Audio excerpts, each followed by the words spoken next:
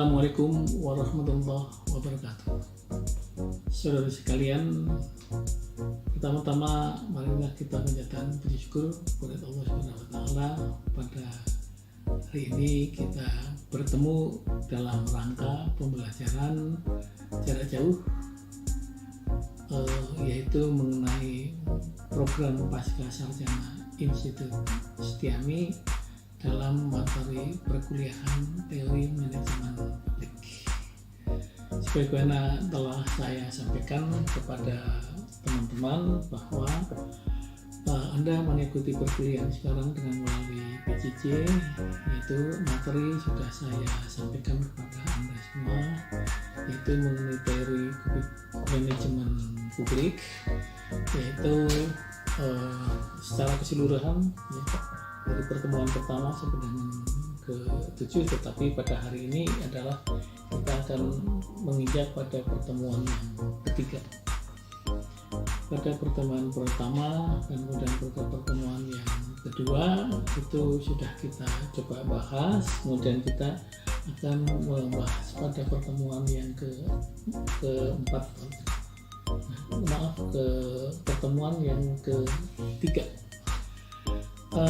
Saya mencoba mereview mengenai apa sih manajemen publik ya. Jadi pada perkuliahan yang lalu 1-2 ya, itu paling tidak Anda sudah mencoba memahami atau itu manajemen. Nah, saya akan mereview kembali bahwa saya akan mengangkat mengenai hubungan antara administrasi dan manajemen. Jadi saya, karena Anda itu adalah sebagai seorang calon magister ilmu administrasi, maka paling tidak harus memahami dasar tentang ilmu administrasi dan apa itu manajemen. Ilmu administrasi sebenarnya kalau dalam struktur teori itu sebagai grand teori atau ilmu induk daripada manajemen. Mengapa demikian? Karena logikanya apa? Ilmu administrasi itu kalau sarjana Indonesia yang paling sangat terkenal, populer, itu di dalam bukunya Filsafat Ilmu Administrasi, Profesor Sondang Siagian mengatakan bahwa fokus ilmu administrasi itu adalah kooperasi, kerjasama. Nah, kerjasama. Sedangkan Dwight Waldo di dalam Public Administration mengatakan bahwa ilmu administrasi itu adalah, atau public administration adalah cooperation dalam suatu kelompok. Sama. Jadi fokus daripada ilmu administrasi adalah kerjasama. Nah, kemudian apa itu kerjasama? Artinya apa? Artinya bahwa saya ingin mengatakan logikanya orang bekerja sama itu sulit, mudah, gampang, atau setengah sulit. Tapi pada faktanya secara empiristik bahwa kerjasama tidak mudah, sulit. Nah, oleh karena itu, mengapa kerjasama orang-orang ya? Tadi Siagian mengatakan ilmu administrasi adalah kerjasama 2 orang atau lebih, atau orang-orang atau kelompok dalam suatu organisasi. Nah, oleh sebab itu kata kunci kerjasama itu membutuhkan usaha, effort. Pertama apa? Orang dikumpulkan, artinya perlu effort, orang-orang itu diorganisir, ditempatkan, siapa yang pandai apa. Sebab kalau birokrasi yang duduk di situ adalah orang yang memiliki keahlian. Dalam struktur organisasi pun juga ada posisi-posisi hanya orang ahli saja yang duduk di situ. Itu effortnya sampai sejauh itu. Nah, itu untuk supaya bisa ilmu kerjasamanya itu bagus. Kemudian yang kedua adalah jika orang-orang itu sudah duduk di situ, difasilitasi dengan apa? Peralatan sumber-sumber daya itu yang sering disebut material, machine, market ya. mungkin nanti itu yang digunakan oleh orang-orang itu untuk melakukan kegiatan dalam suatu organisasi. Nah, dengan demikian maka tidak hanya ngumpulin orang-orang yang duduk dalam struktur organisasi yang kita buat, tetapi juga harus difasilitasi, dan fasilitas pun juga dikelola secara efektif. Maka muncullah apa yang disebut dengan manajemen. Nah, artinya apa? Manajemen itu adalah menggerakkan sumber-sumber daya baik manusia maupun material untuk mencapai tujuan organisasi yang telah ditetapkan. Oleh karena itu, ilmu administrasi berarti adalah organisasi dan manajemen. Yes, banyak para pakar itu juga mengatakan ilmu administrasi adalah organisasi dan manajemen. Tetapi sesungguhnya tidak hanya itu saja. Ada yang perlu menggerakkan orang-orang supaya lebih efisien, efektif dengan leadership, dengan kepemimpinan. Dengan pemimpin itulah maka efektivitas manusia yang digerakkan itu dan material itu bisa klop, bisa jump in gitu.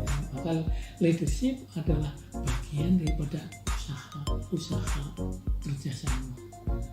Karena orang yang hanya diam saja tanpa dipengaruhi oleh seorang pemimpin untuk bekerja, maka kerjasama itu tapi tidak akan berjalan lancar. Itu kira-kira logikanya itu.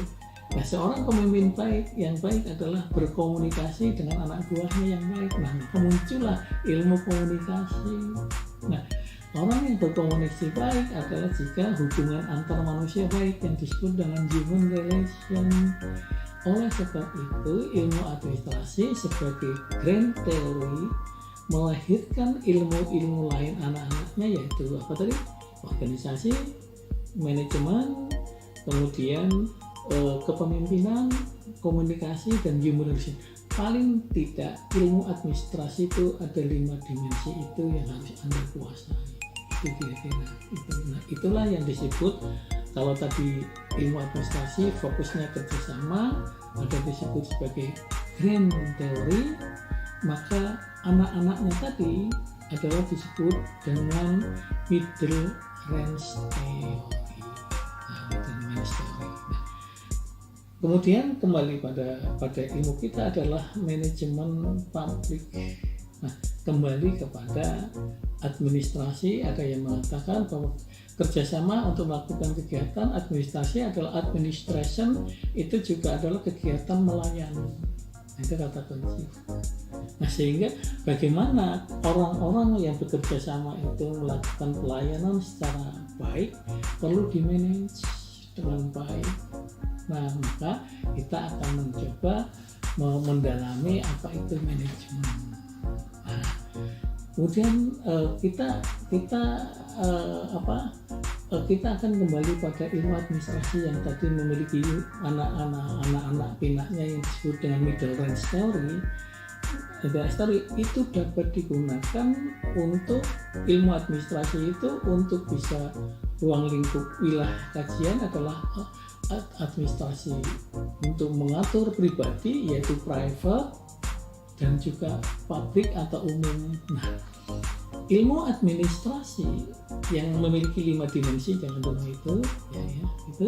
itu adalah untuk mengurus wilayah private di dalam perkembangannya yang disebut dengan administrasi bisnis.